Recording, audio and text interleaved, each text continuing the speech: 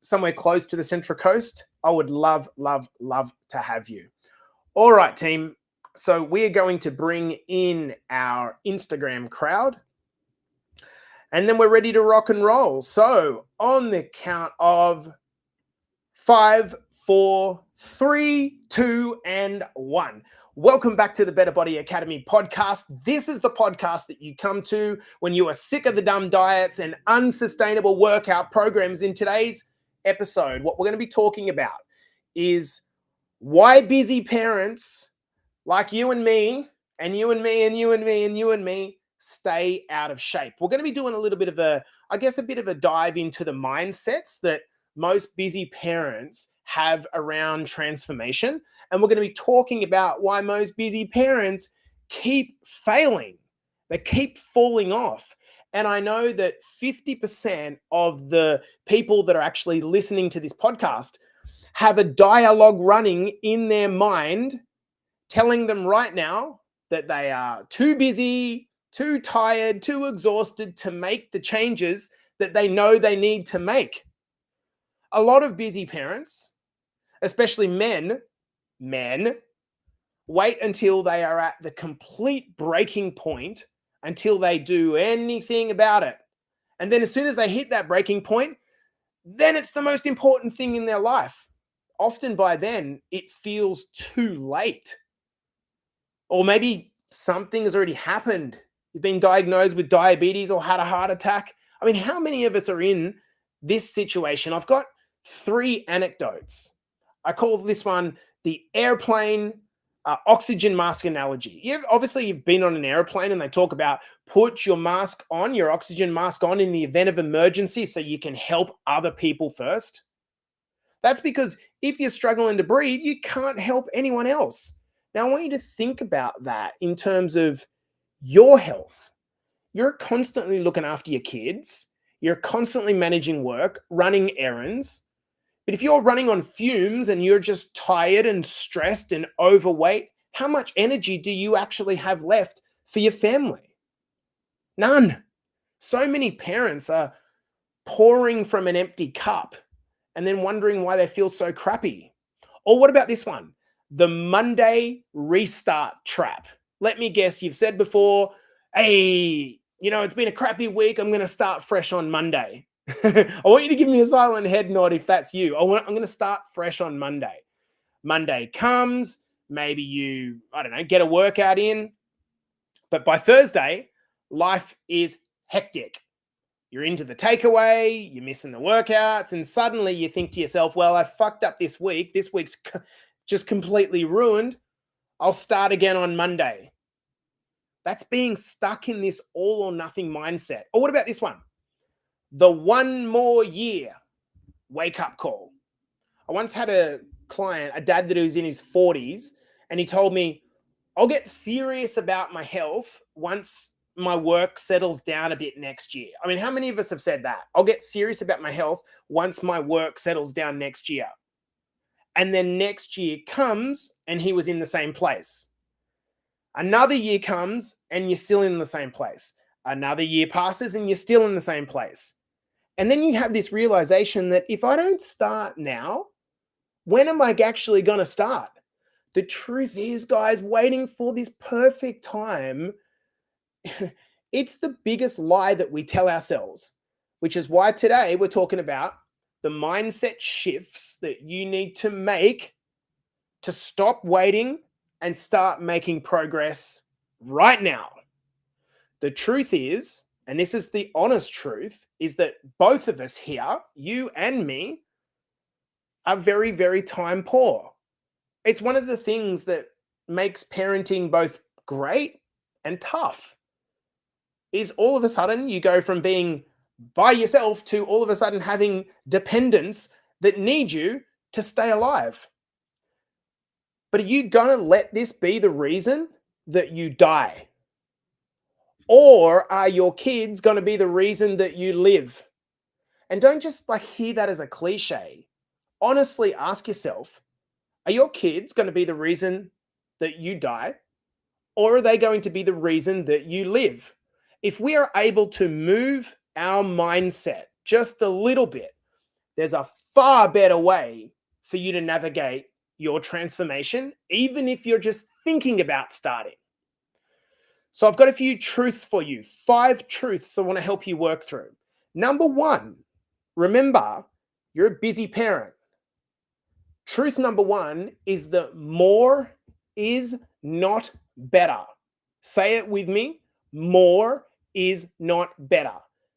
Most people think that the route to a better body is spending more time, doing more exercise, more meal prep, more. For me, it's just simply not true. Particularly if you've gone through a period where you've been completely unmotivated, you've been completely inactive for a long period of time, you've put on a bunch of weight. Too much, too soon simply makes you more likely to fail. Too much, too soon makes you more likely to fail. It makes you more likely that you will fall off if you do too much at one point. I heard a great analogy this morning in a podcast. If I was to ask you, what is the best way to get a beautiful summer tan? A beautiful summer tan. What's the best way?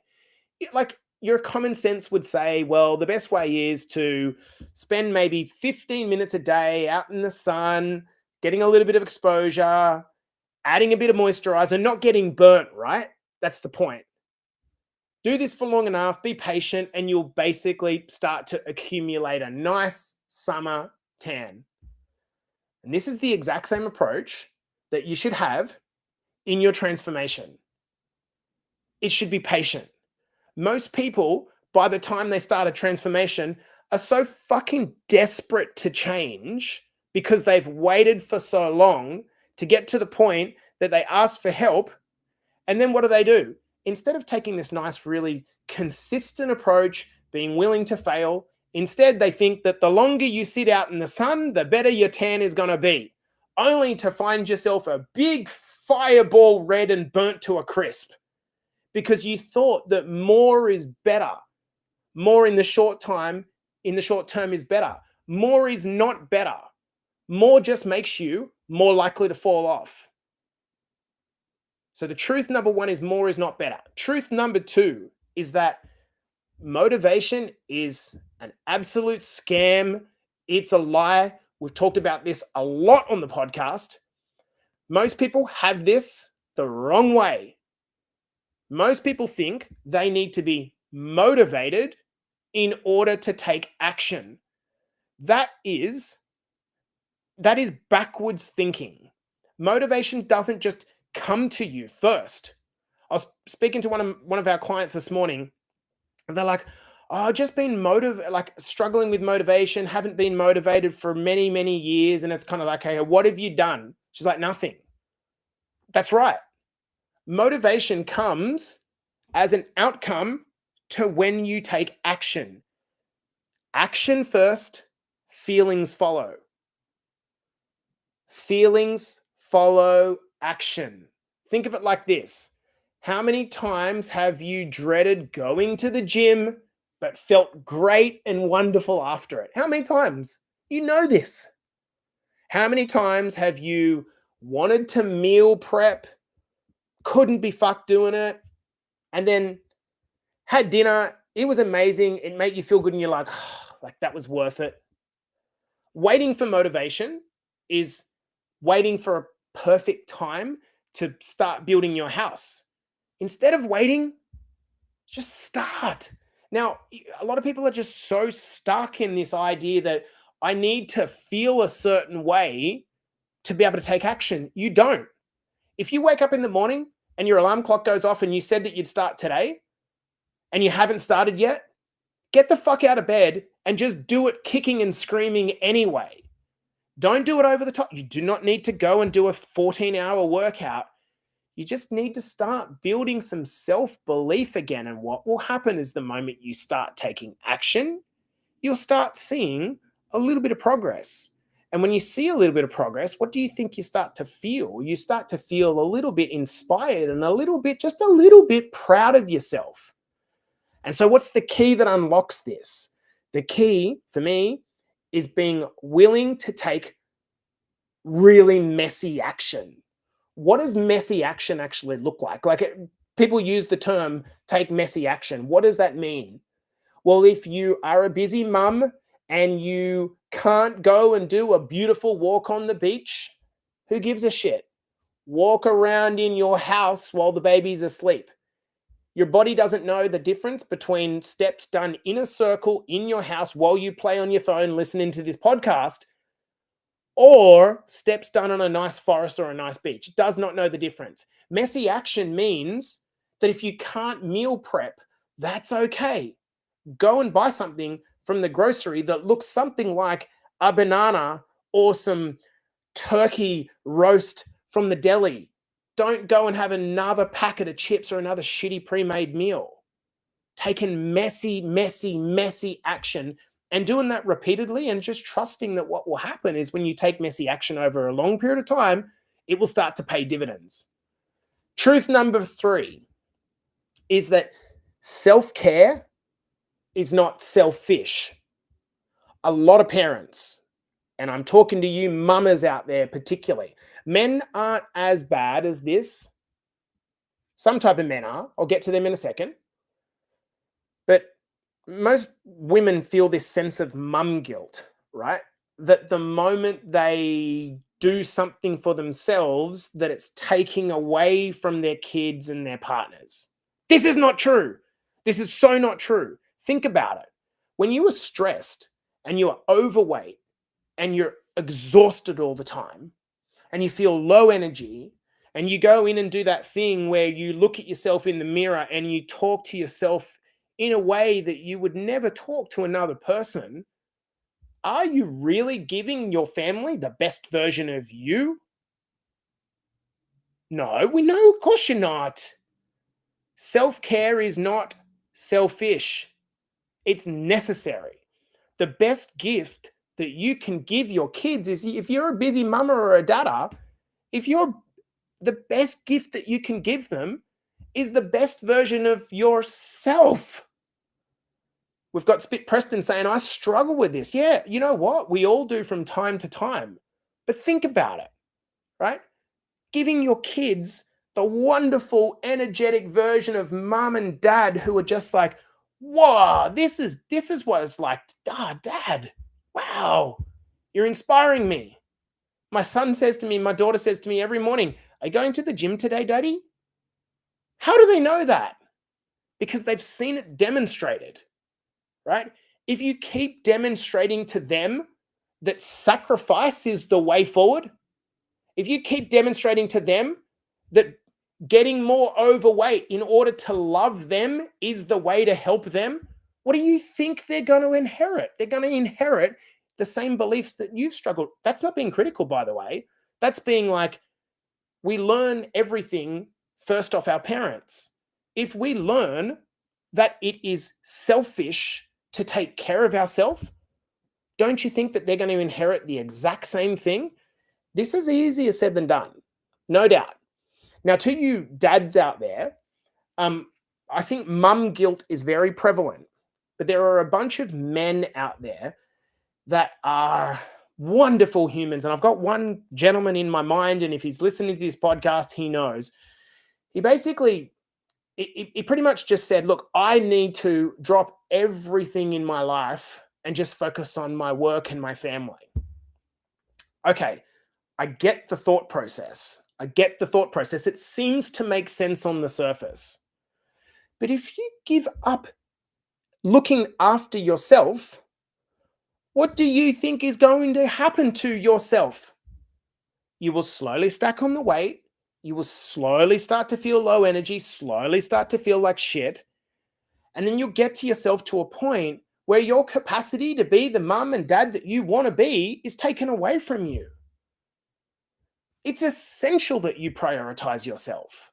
Not all of the time. In fact, I dare you to position this statement to your kids if they're over, 8 to 10 years old. I don't know. My kids are only 2 and 4, so maybe my frame is limited. But position this to your son or your daughter. Which do you prefer? Mum or dad giving you 100% of their available time all the time, but declining health and dying at 60? Or mum and dad giving you 100% less 3 to 4 hours of them being self-caring? 3 to 4 hours out of 168 hours. 3 to 4 hours is what it takes per week. But the exchange is, son, daughter, I will be around for an extra 20 years, and of my remaining life, I'll be strong, I'll be energetic, and I'll teach you through my life self-love. Which one do you think they're going to prefer? Food for thought, right? Truth for, the scale is not the goal. The scale is not the goal. Too many people, now again, lots of cliches in this episode, they just focus on the scale.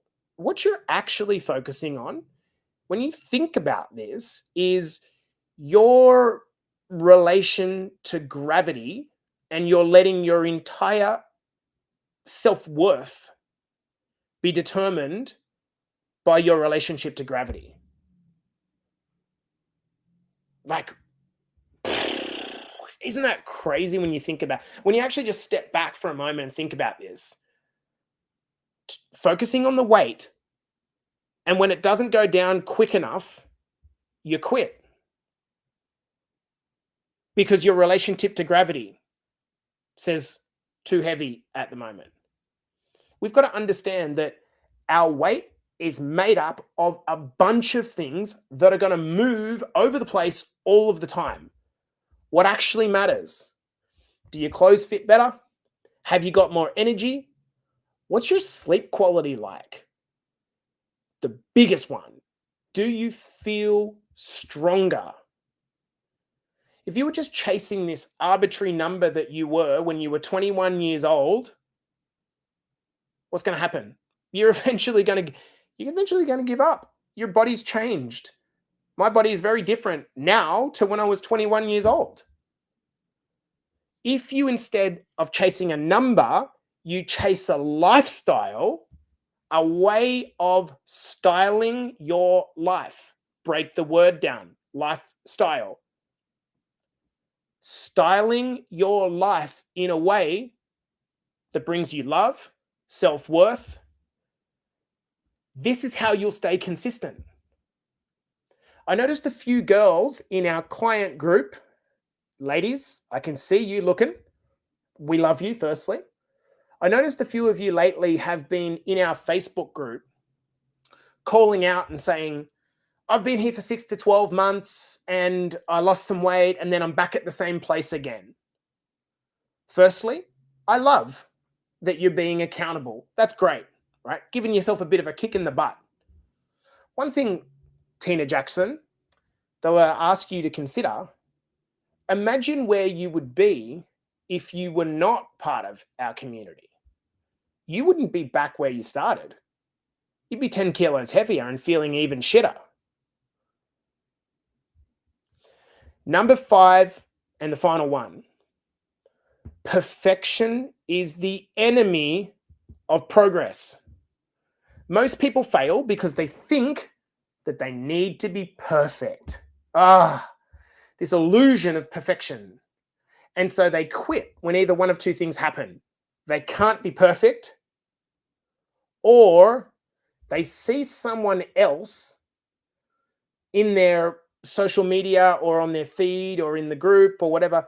They see someone else that is doing well and they compare to that person, even though they know fucking nothing about the person. They compare to that person and they validate themselves off what they see as what other people are doing, even though they don't know what that person's life is like. To me, this is so fucking crazy. You might see a person with lots and lots and lots and lots of money driving around in a Ferrari. I'm not saying that's not good. That's a good thing. I think having money is a good thing. But that's not the only stick of success. There is more to this, right? So when you know that, why do you only compare to the shiny stuff? It's hard to distance yourself from this, isn't it? What you're seeing when you think it's perfection, what you're seeing is an illusion. What separates people who succeed from those who fail, when successful people have a terrible bad day, a shitty day, what do? Just have a shitty day and be okay with having a shitty day. And then what happens? They get back on track immediately. Back on track. Screw it. Wipe the slate clean. When unsuccessful have a bad day, unsuccessful people have a bad day, here's what they do. Fuck it. I'm a failure. I'll start again sometime in the future, be it Monday or next month or next year, or when I've got more time. Think of it like brushing your teeth. If you forgot to brush your teeth one night, would you just quit brushing your teeth? It sounds like a silly example. If you get angry at your partner and have one fight, do you ask for a divorce? If you forget to drop your kid off, make your kid lunch and drop the kid off some lunch like I did last week, terrible parenting. Do you put them up for adoption? If you make a mistake at work, do you resign? This all or nothing mindset that plagues people's fitness transformations, mindset transformations, is killing them. It's just unnecessary. Guys, wrapping this podcast up, the game that we're playing here when we're trying to transform is in our head. When I always say that losing weight is simple but not easy, what I'm trying to communicate to y'all is that the science of weight loss is so freaking simple, right? If you can just understand that this is about calorie balance, and that's the simplicity of it, right? That's it. Now that I understand the basic truth of that, I now need to work through the mindset. That's the hard part. Because when you're trying to transform, and you break down the word transform, trans meaning change, form meaning your identity, transform, change your identity, and then you give up after a week because you haven't changed your identity in a fucking week, and you wonder, oh, I'm a failure. No wonder you just keep spinning your wheels. If you commit to this as a lifestyle, you're okay with messing up in the interim. That's completely fine, because you would understand that trying to change your form cannot be done overnight. It's going to take time. It's going to take failing. It's going to take messy action. It's going to take being selfish, even when it feels like you're a little bit guilty about it. It's going to take you looking at a bigger picture than just the scales. And it's going to take you being willing to be imperfect. And if you can do this for 6 to 12 months, trusting that even though you can't see the clear picture to where you're going, I'm going to guarantee you one thing. In 6 to 12 months, if you can be consistent, as the great Steve Jobs said, the dots never connect looking forward. Right now, if you're thinking about starting a transformation, if you're interested in starting a transformation, all you've got to go on is some hope. Hope that if you do the thing will work. But in hindsight, in 6 to 12 months, what will happen is you'll look backwards and it will all make sense. My greatest failures personally in life only made sense after I failed enough times that those were in the past. And I looked back at all the relationships that's failed, all the jobs that's failed, all the attempts of running a business that's failed. And they only make sense when you look back. And you're going to be at a point one day where you look back, not as a skinny person, but as a healthy person. you'll look back at the fact that you treated yourself like shit for so many years. You'll look back at the fact that you felt like it was the wrong thing to look after yourself. You'll look back at these things in time and they'll only make sense in time. But for now, you've just got to trust the process and understand that this is not an overnight fix. If it was an overnight fix, 2/3 of the world would not be obese. We would not have all-time mental health problems. This would be simpler. The game is in our heads, team. Guys, this has been the Better Body Academy podcast coming to you for another episode. I hope it's been helpful. Hopefully a little bit of food for thought. If you rate the episode and you like it, I'd love you to go over to probably Apple of all places and give it a rating. Other than that, guys, I'll see you in the next episode. Peace. All right, team. We're finished for today.